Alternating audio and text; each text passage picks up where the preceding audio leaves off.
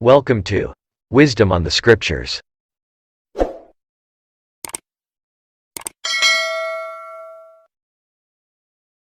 Disclaimer. It does not dictate what is wrong and what is right. It's still up to you who you believe. It does not represent any religious organization. It is not meant to offend someone of other beliefs. The content informations are based on the books, references and writings that I researched, including my personal opinion.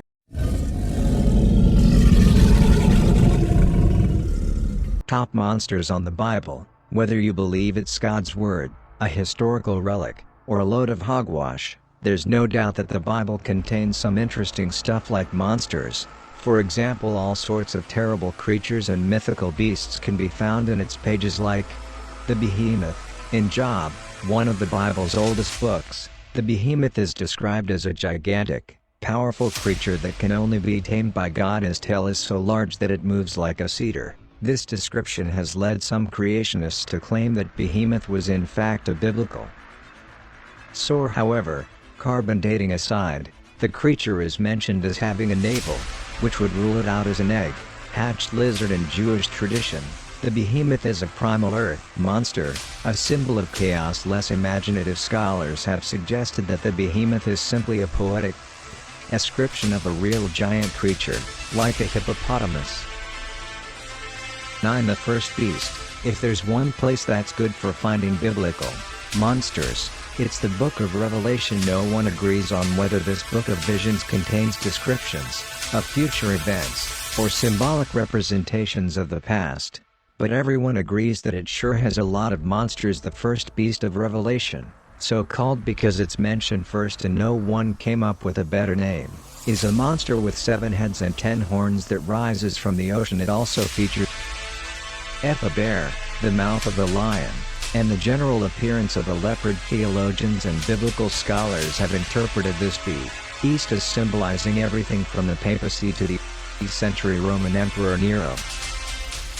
This beast, which unsurprisingly follows the first, rises up out of the earth. It has 2 horns and speaks like a dragon. Personally, I've never heard a dragon speak, but I imagine it must be scary. This guy's job is to perform false miracles that encourage people to worship the first beast. It also allows the first beast to kill anyone who doesn't worship it.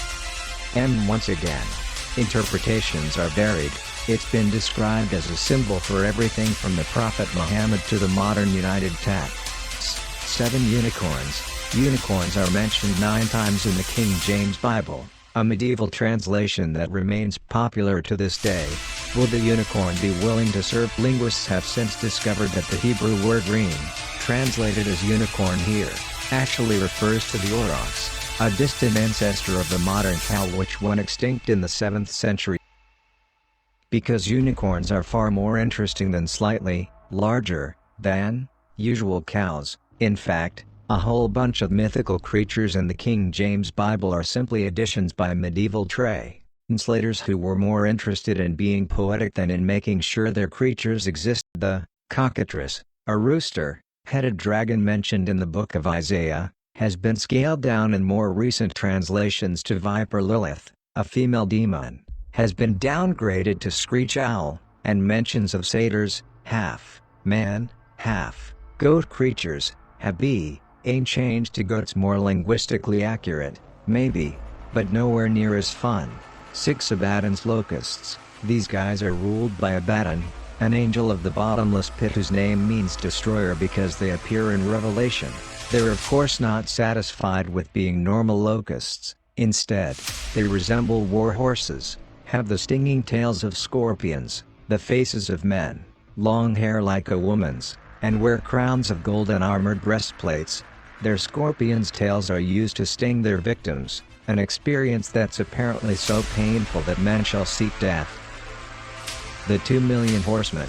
This epic army also appears in the ends of Revelation, although they're not to be confused with the far more famous 4 horsemen, the guys who symbolize death, war, famine and pestilence. But these riders aren't to be messed with. Either their horses have the heads of lions, tails like serpents, and spit smoke, fire and brimstone out of their mouths. Eventually, they're responsible for the deaths of 1/3 of all mankind. The horseman army is led by 4 full-length angels, which is never good. For Daniel's beasts, like Revelation, the book of Daniel is largely made up of visions which are meant to symbolize real, world events. And one of these visions, Daniel sees no less than 4 monsters emerge from the sea.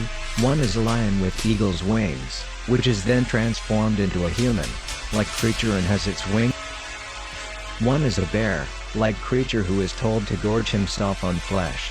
One looks like a leopard with 4 wings and 4 heads, and one has iron teeth and 10 horns, with which it destroys the whole earth. And believe it or not, the vision actually gets weirder from there. These beasts are often said to represent 4 Diphrae, anti-nations that existed in Daniel's day. To the Nephilim, much confusion surrounds the Nephilim, or fallen ones, who pop up in Genesis and are described only as the offspring of sons of God and daughters of. Menno may have interpreted this to mean the offspring of angels and human women. Another, less interesting explanation is that the passage refers to the mixing of 2 human tribes, godly people descended from the good, the somewhat less godly descendants of bad guy. Don't worry, there's also a strong internet community that believes that the Nephilim were in fact extraterrestrial. Leviathan, the second of the great monsters described in the Book of Job. Leviathan is a massive sea monster who's impervious to human weapons, breathes fire, and emits smoke from his nostrils. Leviathan is probably related to another ancient called Lotan, a 7-headed giant serpent who represented primeval chaos. As with many other biblical creatures, there are some less exciting theories that insist that Leviathan is just a poetic depiction of a sea crocodile, although last time I checked crocodiles did not breathe fire.